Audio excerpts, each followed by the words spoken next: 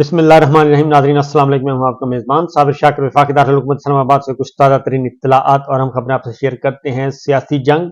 अब अदालतों में लड़ी जाएगी और ये अदालती जंग में तब्दील हो चुकी है। इलेक्शन होंगे नहीं होंगे इसका फैसला भी अदालतें करेंगी। इलेक्शन लड़ना किसने है और किसने नहीं लड़ना, लेवल प्लेइंग फील्ड मिलेगी या नहीं मिलेगी, किसी की ताहयात नाअहली खत्म होगी या नहीं होगी, अब ये सारा मामला अदालतों के पास पहुंच चुका है। और अदालतें, कोई भी अदालत इस वक्त खाली नहीं है बल्कि हाउसफुल हो चुका है। खा वो लाहौर हाई कोर्ट हो, इस्लामाबाद हाई कोर्ट हो, पिशावर हाई कोर्ट हो, बलूचिस्तान हाई कोर्ट हो, सिंध हाई कोर्ट हो या फिर सुप्रीम कोर्ट ऑफ पाकिस्तान का कमरा अदालत नंबर 1, हर जगह पे एक ही आवाज, एक ही सदा। और वो हर मुकदमा जो है वो अगले आम इंतखाबात से जुड़ा हुआ है जो कि 8 फरवरी को होने हैं। उसकी वजह यह है कि चीजें हाथ से निकल चुकी हैं, मामलात को संभाला नहीं जा रहा। और आज चीफ जस्टिस ऑफ पाकिस्तान ने एक बात वाजे की है और वो उन्होंने कहा है कि मुझे पता चला है, सुनने में आ रहा है कि इलेक्शन मुलतवी करवाना चाहते हैं या इलेक्शन के पीछे कोई पड़ा हुआ है। तो उन्होंने आज फिर कहा कि ये कान खोल कर सुन लें कि इलेक्शन नहीं पोस्टपोन होंगे, 8 फरवरी को होंगे, क्योंकि एक मामला था कोहाट 91 हल्का 91 एनए का, वहां से एक रिटर्निंग ऑफिसर जो हैं उनको तब्दील कर दिया था और उसके खिलाफ इलेक्शन कमीशन ऑफ पाकिस्तान पहुंचा था सुप्रीम कोर्ट। और बेंच था नंबर 1 जस्टिस काजी फाइज ईसा साहब का और उसमें जस्टिस मुसर्रत हिलाली भी थी, जस्टिस मजहर साहब भी थे। तो वहां पे बात हुई, उन्होंने फौरी तौर पे इलेक्शन कमीशन की अपील मंजूर की और हल्का 91 के रिटर्निंग अफसर को बहाल किया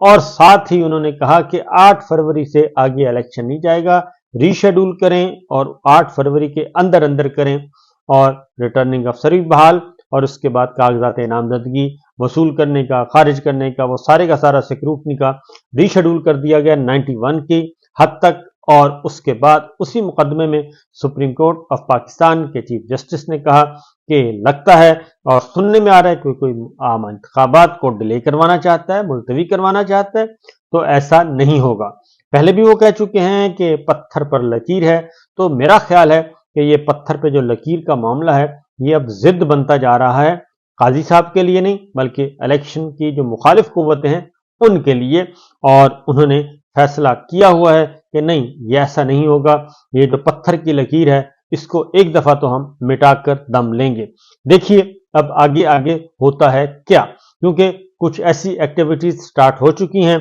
जिसके बाद एक बार फिर इलेक्शन मशकूक होता हुआ नजर आ रहा है। और लेकिन पहले जरा कुछ खबरें ले लें, उसके बाद हम आपकी तरफ आते हैं जनाब कि आखिर माजरा क्या है। सबसे पहले तो Peshawar high court,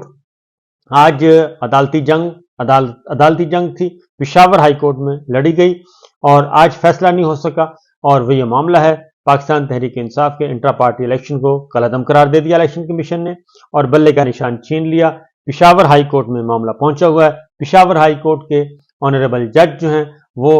election commission के फैसले को मुअत्तल कर चुके हैं और हुक्म दे चुके हैं कि बल्ले का निशान भी वापस दिया जाए और इंट्रा पार्टी इलेक्शन का भी नोटिफाई किया जाए। लेकिन इलेक्शन कमीशन अभी तक ऐसा नहीं कर रहा और वो high court, Peshawar high court को आंखें दिखा रहा है। और आज भी उनके वकील जब पिशावर हाई कोर्ट में पेश हुए तो वहां पे ऐसा कोई यकीन दहानी भी नहीं करवाई गई, बल्कि उन्होंने उसके ऑपोजिट बातें की। और लेकिन एक टर्निंग पॉइंट आया वहां पे और वो हैरान कुन सरप्राइज था और वो था कि निगरान हुकूमत के विफाक के नुमाइंदे, निगरान हुकूमत यानी कि काकड़ हुकूमत, विफाक के नुमाइंदे वकील जो गए, सरकारी वकील, और ये अटॉर्नी जनरल ऑफिस से जुड़े होते हैं, तो वहां वो जो गए सीनियर मोस्ट, उन्होंने कहा कि जी निगरान हुकूमत यानी कि विफाकी हुकूमत का कोई लेना देना नहीं है, बल्ले का निशान लेना है देना है कुछ भी है, इंट्रा पार्टी इलेक्शन है, इसमें हम इमरान खान साहब की या पाकिस्तान तहरीक इंसाफ की कोई मुखालफत नहीं करेंगे, ना हमायत करेंगे ना मुखालफत करेंगे, ये हमारा इशू नहीं है। हमारा काम है, निगरान हुकूमत के तौर पे हम आए हैं और इलेक्शन करवाना है। हमारी कोई फेवरेट नहीं है सियासी जमात, हमारी कोई सियासी वाबस्तगी की नहीं है, हमारा किसी तरफ झुकाव नहीं है। लिहाजा पिशावर हाई कोर्ट में जस्टिस एजाज खान साहब समाअत कर रहे थे, उसमें जो सरकारी वकील विफाक के थे वो वहां से निकल दिए पतली गली से और उन्होंने इनका बहुत अच्छी बात की کہ ہم غیر جانبدار ہیں، ہم نگراں حکومت ہیں، ہمارا لینا دینا نہیں، لہٰذا انہوں نے اسٹیٹمنٹ دیا۔ اس کے بعد پشاور ہائی کورٹ نے ایڈوکیٹ جنرل خیبر پختونخوا سے پوچھا،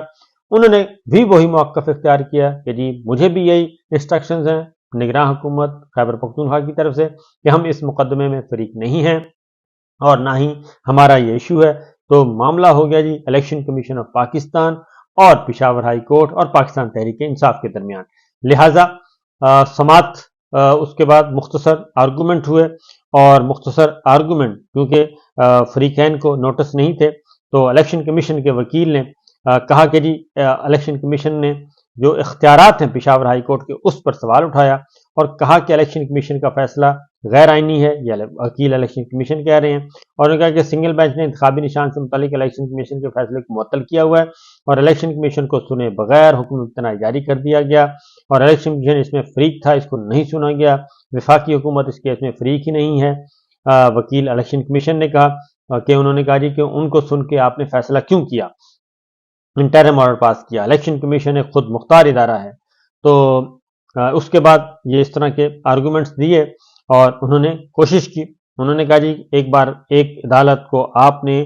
چوز کیا تو پھر دوسری عدالت نہیں جا سکتے، اس پر سپریم کورٹ کے فیصلے بھی موجود ہیں۔ تو ان کا کہنا تھا کہ پشاور ہائی کورٹ یہ فیصلہ دے ہی نہیں سکتی، عدالت نے 26 دسمبر کو ہمیں نہیں سنا اور آرڈر جاری کر دیا،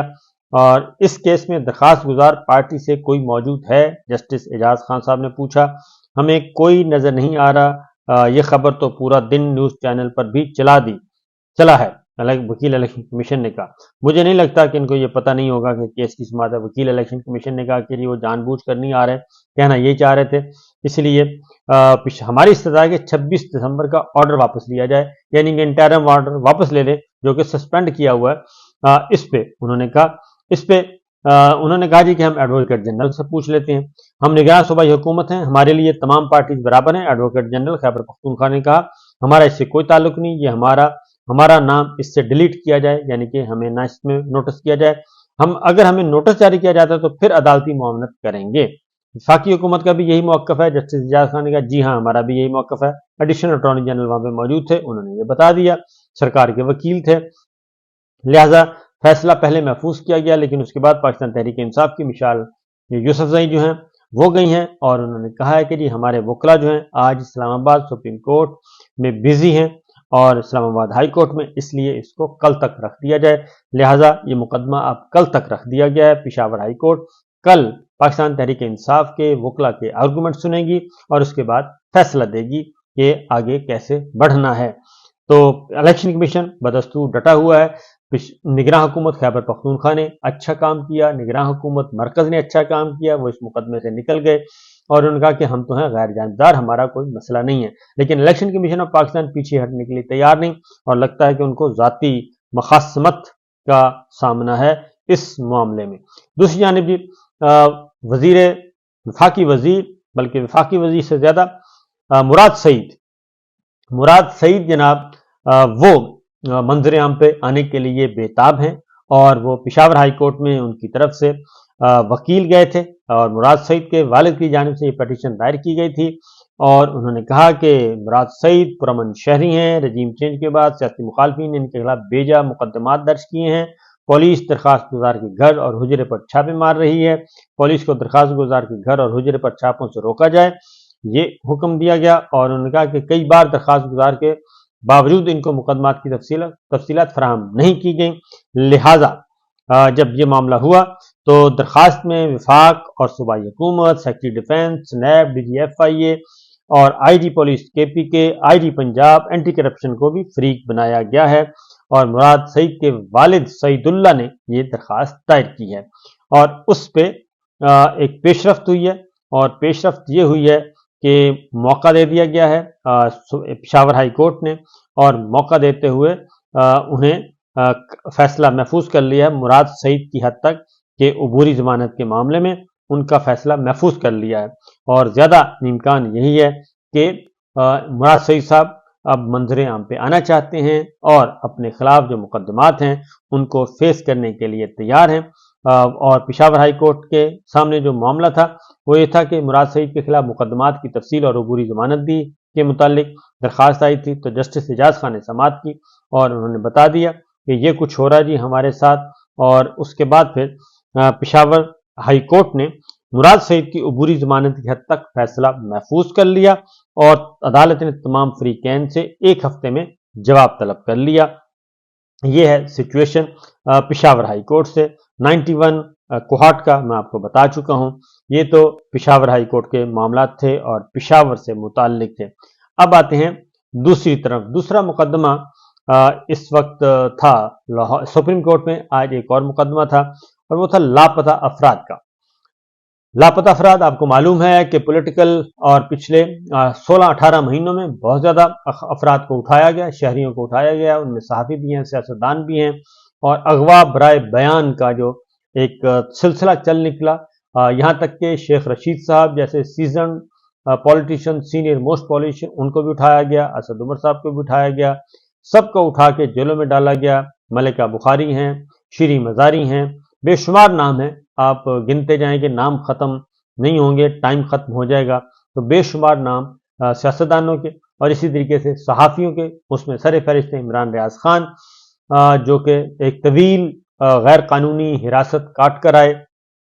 اور ان کے ساتھ بہت زیادہ زیادتی بھی کی گئی، اور بہت زیادہ زیادتی کی کہ ظلم کیا گیا، زیادتی تو کیا کہنا چاہیے، ظلم، اور ظلم کی بھی انتہا کی گئی عمران ریاض خان کے ساتھ۔ اسی طریقے سے ہمارے شہید ارشد شریف بھی رجیم چینج کے بعد